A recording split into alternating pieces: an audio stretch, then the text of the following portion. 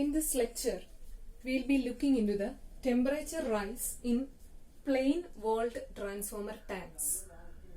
So we have already discussed in the previous lecture that the transformer core and winding assembly is placed in a transformer tank which is filled with the transformer oil. And this transformer oil acts as an insulating medium as well as a cooling medium. And the entire heat transferred to the transformer tank wall is dissipated into the surrounding atmosphere by means of radiation as well as convection. So a part of the heat received by the transformer tank is dissipated as electromagnetic waves, that is radiation. So remaining heat is removed from the tank surface by means of flow of the external air, that is air is a fluid, and that heat transfer is by means of convection. That is, a transformer tank dissipates heat by means of both radiation as well as convection. So if we consider a particular case, that is, for a temperature rise of 40 degrees Celsius above the ambient temperature of 20 degrees Celsius.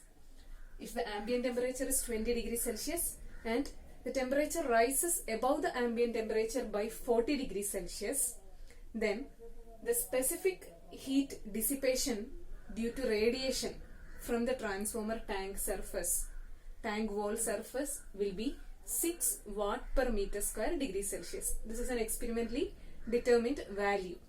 So for a temperature rise of 40 degrees Celsius above the ambient temperature, the specific heat dissipation due to radiation from the transformer tank wall is 6 watt per meter square degree Celsius, and the specific heat dissipation due to convection from the transformer tank wall is 6.5 watt per meter square degree Celsius.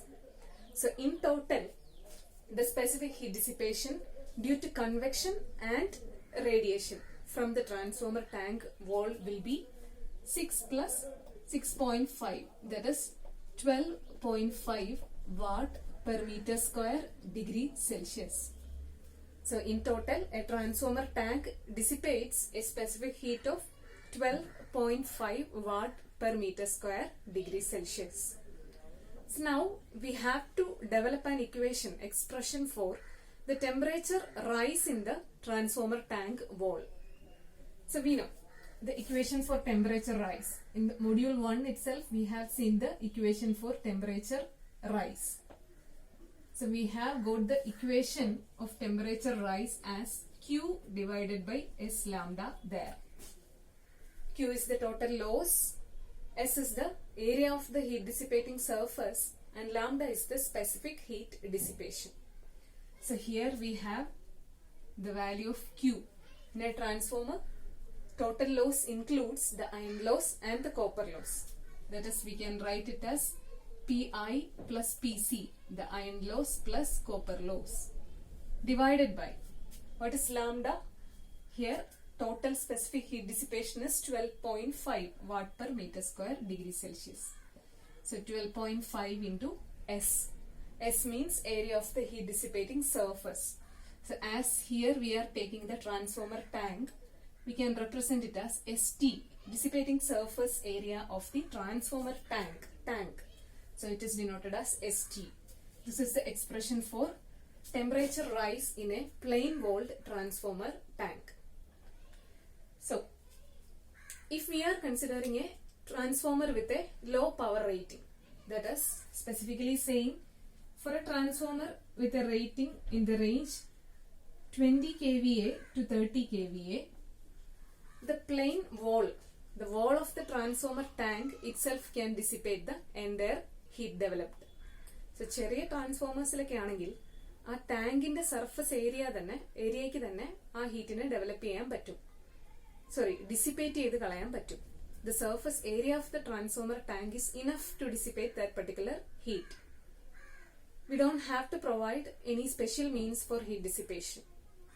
But as the capacity of the transformer increases, losses will increase and more heat will be developed.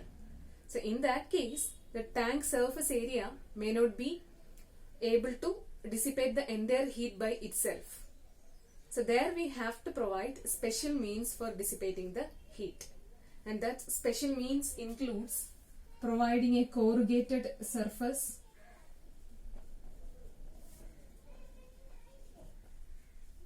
providing cooling tubes, radiators, etc.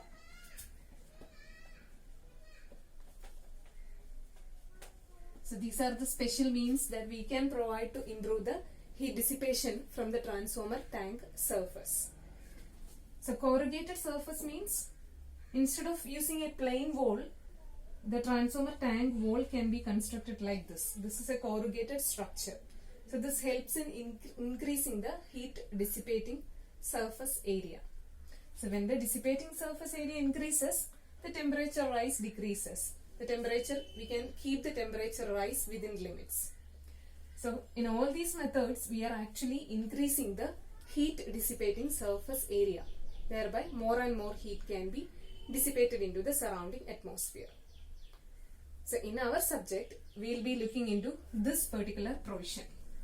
The provision of cooling tubes on a transformer tank for improving the heat dissipation. So we have to design the cooling tubes. That means we have to calculate the number of cooling tubes that we have to provide as well as the arrangement of cooling tubes. And we will be discussing about this in the next lecture.